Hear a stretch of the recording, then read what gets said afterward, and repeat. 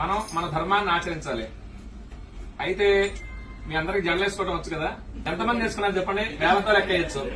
పూజకు వచ్చేటప్పుడు కొంచెం పద్ధతిగా రావాలన్నమాట. పంచమాంగళ్యాలు ఉంటాయన్నమాట ఆడవారికి. జుట్టు జడ వేసుకుని పూలు పెట్టుకోవడం, బొట్టు పెట్టుకోవడం, మంగళసూత్రాలు, మెట్టెలు, నల్ల పూసలు, గాజులు ఇవన్నీ కూడా ఈసారి నుంచి పూజకు వచ్చేటప్పుడైనా జడ వేసుకొని, బొట్టు పెట్టుకొని, గాజులు వేసుకొని అలా చేస్తూ ఉండాలి. ఎందుకంటే మన ధర్మాన్ని మనం కాపాడాలి. ఇప్పుడు మీ పిల్లలకు చెప్పాలనుకోండి, మీరేం చెప్తారు? ఇప్పుడు చెప్పబోయేది ఏంటంటే, మీ పిల్లలకి ఇప్పటి నుంచే సంస్కృతి సాంప్రదాయాలు నేర్పండి. ఇప్పటి నుంచి నేర్పకపోతే తర్వాత వాళ్ళు అలవాటు పడరు. ఇప్పుడు నేను కొన్ని పూజలు చేయడానికి వెళ్ళినప్పుడు వీళ్ళు పెద్దవాళ్ళు ఇక్కడ పూజ చేస్తూ ఉంటారు, పిల్లలు బెడ్రూమ్ లోకి వెళ్ళి ఫోన్ నొక్కుంటున్నారు, టీవీ చూస్తూనే ఉంటారు. వాడి నుంచి పూజ దగ్గర కూర్చోమంటే కూర్చోడు. చిన్నప్పటి నుంచే ప్రయత్నపూర్వకంగా వాళ్ళతోటి స్తోత్రాలు గాని, శ్లోకాలు గాని, అసలు గుడి అంటే ఏంటి, పూజలు అంటే ఏంటి మనం తెలుసుకొని వాళ్ళకి తెలియజెప్పాలన్నమాట. అలా చేస్తే వాళ్ళు సంస్కారవంతులు అవుతారు.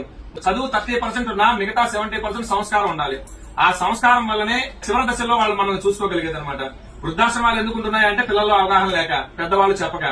అయితే ఇతర మతాల వాళ్ళు ఆ పుస్తకాలు గాని, వాళ్ళ మతాల గురించి గాని వాళ్ళు ప్రచారం చేసుకుంటూ ఉన్నారు. కానీ ఎంతమంది ఇళ్లలో భగవద్గీత గాని, భాగవతం గాని, రామాయణం గాని, ఈ ఇతిహాసాలు గాని, పురాణాలు ఎంతమంది ఇళ్లలో ఉన్నాయి?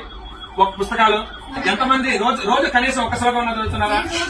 వెరీ గుడ్ అండి. తర్వాత భగవద్గీతకు సంబంధించి ఒక శ్లోకమైనా మీరు చదువుతున్నారా? పిల్లలకి నేర్పిస్తున్నారా? లేదు.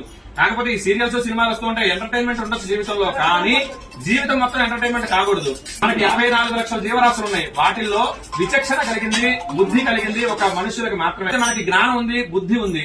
మనం హిందూ ధర్మంలో పుట్టినందుకు ఖచ్చితంగా మన హిందూ ధర్మాన్ని పాటిస్తూ ఒకళ్ళ మతం మారకుండా కాపాడే విధంగా మనం ఉండాలన్నమాట.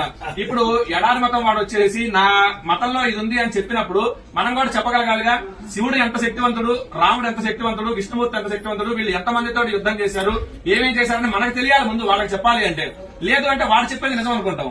కాబట్టి మనం నేర్చుకోవడం, కొంత సమయం భక్తికి, పూజలకి కేటాయించండి. అలాగనే ధర్మం తెలుసుకోవడానికి, ఆచరించడానికి కొంత సమయం కేటాయించండి. అలాగనే మీ పిల్లలకి కూడా చెప్పండి. పిల్లలకి ఇప్పటి నుంచే మొదలు పెడితేనే వినగలుగుతారు. నాకు తెలిసి మీ పిల్లలందరూ చిన్నపిల్లలు అయి ఉంటారు. మీరు కలిగిన కుర్చీలో కూర్చున్న కింద కూర్చున్న 10 సంవత్సరాలు వాళ్ళు ఉంటారు. కాబట్టి ఇప్పటి నుంచే మొదలు పెట్టండి. ఇప్పటి నుంచి మొదలు పెడితే కనీసం రోజుకు ఒక శ్లోకం, లేదు అంటే మన ధర్మం ఇది, బొట్టెందుకు పెట్టుకోవాలి. అలాగనే ఈ కొన్ని స్కూళ్లలో బొట్టు పెట్టుకోనీరు, జడ వేసుకోనీరు, రిబ్బన్లు వేసుకోనీరు, గాజులు వేసుకోనీరు. ఇప్పటి నుంచి ఇట్లా మొదలైతే ఇక పెద్ద అయిన తర్వాత అసలు వాళ్ళు మన మాట ఎందుకనమాట. వేరే మతాల వాళ్ళని పెళ్లి చేసుకోవాలన్నా కానీ దానికి వెనకాడరు. మన ధర్మం గురించి, అలాగనే మన ఆచారాలు, సాంప్రదాయాల గురించి నాన్నలకి, అమ్మమ్మలకి తెలిసి ఉంటుంది. వాళ్ళ దగ్గర నుంచి ఇవన్నీ కూడా రావాలి. అవి కూడా పిల్లలకి అలాగనే నేర్పిస్తూ రండి. మీరు నేర్చుకోండి. రోజు కొంత సమయం దేవుడికి, అలాగనే మన ధర్మానికి కేటాయించండి. జై శ్రీరామ్.